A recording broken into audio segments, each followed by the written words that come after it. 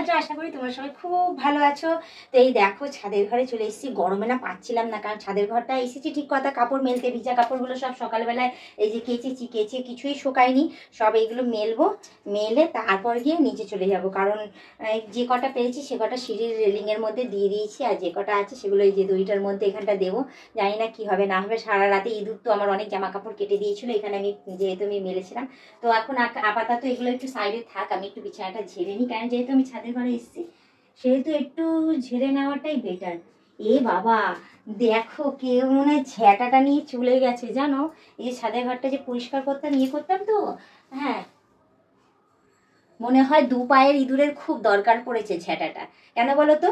হ্যাঁ, এই বলা বলা উচিত না, দুই পায়ের ইঁদুরের মনে হয় কোনো সমস্যা হচ্ছে। আমি ছাদের ঘরে এসে ভিডিও করি, রিলস করি, তো দুই পায়ের ইঁদুরের খুব জ্বলন হয়েছে মনের মধ্যে, ওই জন্য মনে হয় আমার বিছানা ছাদ হাত ঝ্যাঁটাটা নিয়ে সরিয়ে দিয়েছে, যে আসবি তুই আমার ঘরে এসে, আমার রুমে এসে আমার বিছানাটা ঝেড়ে পরিষ্কার রাখবি আর ভিডিও করবি, করতেই দেবো না, নে বলে ঝ্যাঁটাটাকে নিয়ে চলে গেছে মনে হয়। যেরকম আমার ব্লাউজটা উদার হয়ে মানে হাপিস হয়ে গেছে আর পাইনি, সেমনি মনে হয় ঝাঁটাটাকেও নিয়ে চলে গেছে, মনে হয় ঝাঁটাটাও কাজে লাগে। তো যাই হোক, বিছানাটা ঝাড়বো না, একটুখানি ওখানটাতে কুচকে রয়েছে, এটা একটু টান টান করে দিই, টান টান করে দিলেই দেখতে ভালো লাগবে। তো আমি আর কিছু করছি না, থাক, যেহেতু ওর পার্সোনাল রুম, ওর ঘর, তো আমি সেরকম কিছু করতে চাইছি না।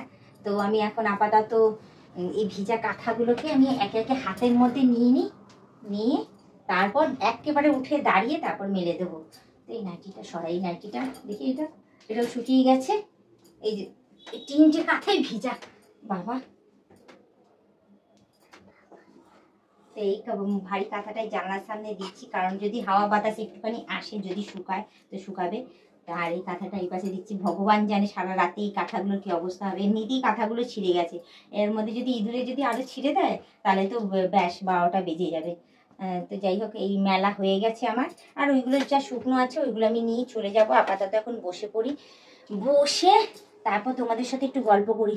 উফ বাবা, আমার এই পায়ের এই আঙুরটা না নিয়ে বড় সমস্যায় পড়েছি জানো তো। এই আঙুরটা না বারবার ধরে ঘুরে যায়, ঘুরে গিয়ে না পায়ের মধ্যে এত ব্যথা লাগে যে কি বলবো। একের সময় ইচ্ছে করে না আঙুরটা খুলে ফেলে দিই, কিন্তু কিছু করার নেই, পড়তে তো হবে। একবার তো খুলে ফেলেও দিচ্ছিলাম। এই পায়েরটা আবার ঠিক থাকে, দেখো এই পায়েরটা বেশ সুন্দর। আমার আঙুরগুলো বেশ সুন্দর না? অতি অবশ্যই কিন্তু কমেন্টে জানিও। আমি বেশ খুব পছন্দ করে এই আঙুরগুলো আমি পরে রয়েছি, বেশ অনেক বছর থেকে পরে রয়েছি। তো যাই হোক, অনেকদিন পর এই শাড়ি পরে চলে এসেছি তোমাদের সামনে। আগে অনেক ব্লগিং দেখেছো আমার এই শাড়ি পরে, তো আজকে আমাকে কেমন লাগছে অতি অবশ্যই কমেন্টে জানিও। চুল খুলছি না গো, এত গরম না, দেখেছোই যে আমার গায়ের মধ্যে ঘামাচিতে একদম ভরে গেছে। মানে এত ঘামাচি যে ওই ঘামাচিগুলো না যে কি করে যে মানে সারাবো আমি বুঝে উঠতে পারছি না। তো যাই হোক, এই জামা কাপড়গুলো তো যেহেতু নিচে নিয়ে চলে যাবো, সেহেতু আমি এটাকে ভাঁজ করে নিই তারপর নিচে যাবো গিয়ে। তো যাই, তোমাদের আমি একটা কথাই বলি, দিকে আমি ভাঁজ করতে থাকি আর তোমাদের আমি বলতে থাকি যে তোমরা যারা নতুন দেখছো তারা অতি অবশ্যই আমাকে সাবস্ক্রাইব করে দিয়ে বেল আইকনটা টুক করে টিপে দিয়ে অল নোটিফিকেশনটা অন করে দিও।